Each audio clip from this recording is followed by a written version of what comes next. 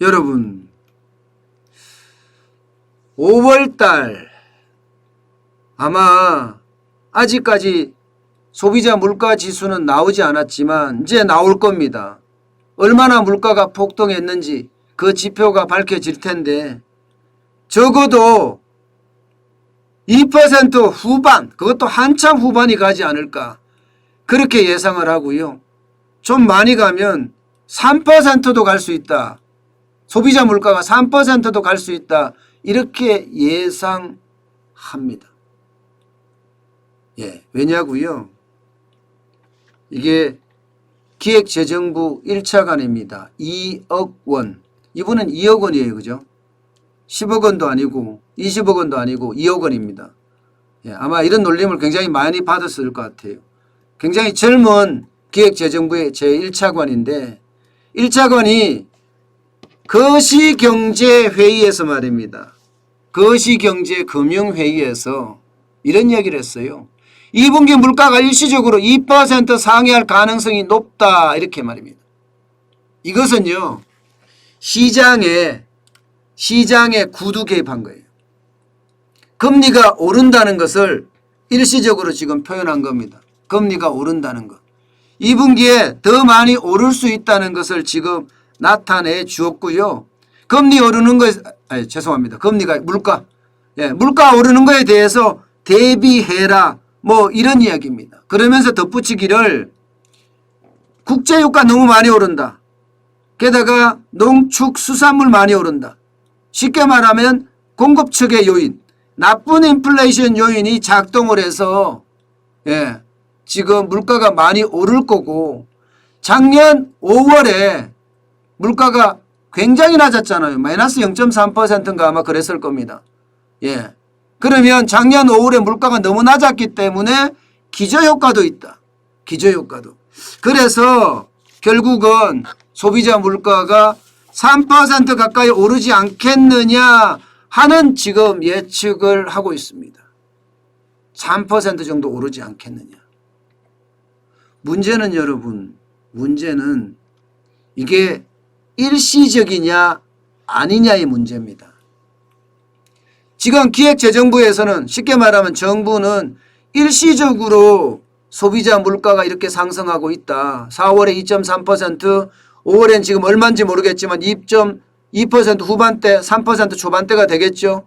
6월에도 오르겠죠. 그렇게 오를 거라고 예상을 하는데 이게 일시적이다 이렇게 지금 이야기하고 있거든요. 그러면 만약에 이게 일시적이 아니라면 어떻게 될까요?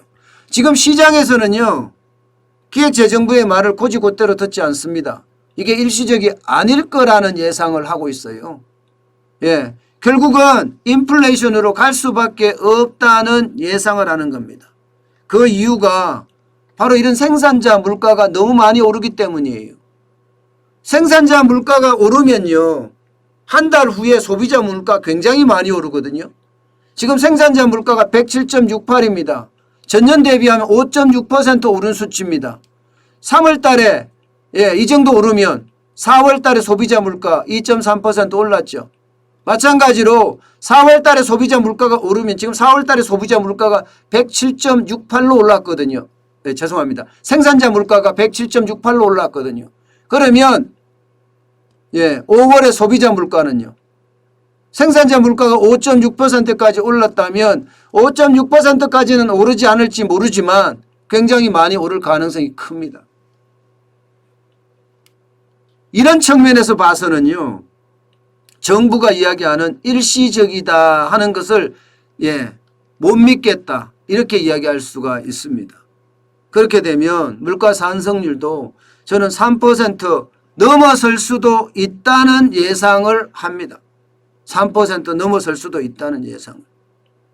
여러분 생각을 해보세요. 지금 현재로 보면요. 물가가 올라갈 수 있는 요소가 너무너무 많습니다. 물가가 올라갈 수 있는 요소가.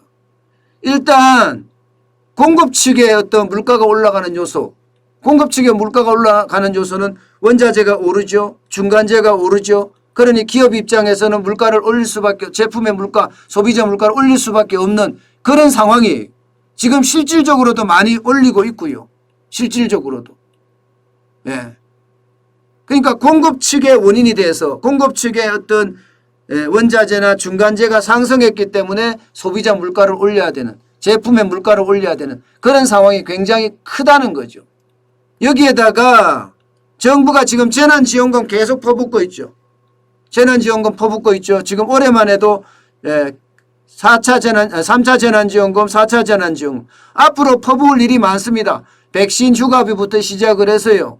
예, 자영업자 손실보상금, 국민위로금 등등등등등 뭐 엄청 뿌릴 거예요. 그러면 시중에 돈이 많고 그 돈 가지고 어떻게 하겠습니까? 사죠.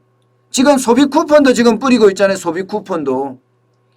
예, 소비 쿠폰도 기획재정부에서요. 4번 시키면 10,000원을 적립해 주는 지금 그 돈을 뿌리고 있습니다. 그러니까 돈이 계속 뿌려지기 때문에 실질적으로는 소비가 일어나는데 그 소비가 수요 측면의 소비도 유발할 수 있다는 겁니다. 그렇게 되면 인플레이션은 저는 당연한 수순으로 보고 있고요. 인플레이션은. 그런데 이게 초인플레이션으로 갈 거냐 안 갈 거냐, 저는 이게 더 중요한 요소라고 봅니다. 이게 더 중요한 요소라고. 그만큼 지금 상황이 인플레이션으로 몰고 간다. 물가 상승이 올 수밖에 없다. 이런 상황이 됩니다. 게다가 국채 발행도 점점 늘어나고 있잖아요. 국채 발행이 늘어난다는 것은 여러분, 결국은요, 시장에 채권의 금리가 올라간다는 뜻이 됩니다. 금리가 올라가게 되죠. 여기에 채권의 할인 가격은 더 커질 거라고 봅니다. 그러면 채권의 금리가 올라간다는 것은 우리 시장금리가 올라간다는 뜻이잖아요. 시장금리가 올라간다는 뜻은 어떻게 됩니까? 결국은요, 우리의 대출금리까지 올라가는 그런 상황이 연출이 될 거다. 지금 경제가 저는 굉장히 위험한 선상, 백척간두에 서 있다. 저는 이렇게 지금 보고 있거든요. 그만큼 경제가 어디로 흐를지 지금 굉장히 애매한 상황이다. 이렇게 저는 해석하고 있습니다.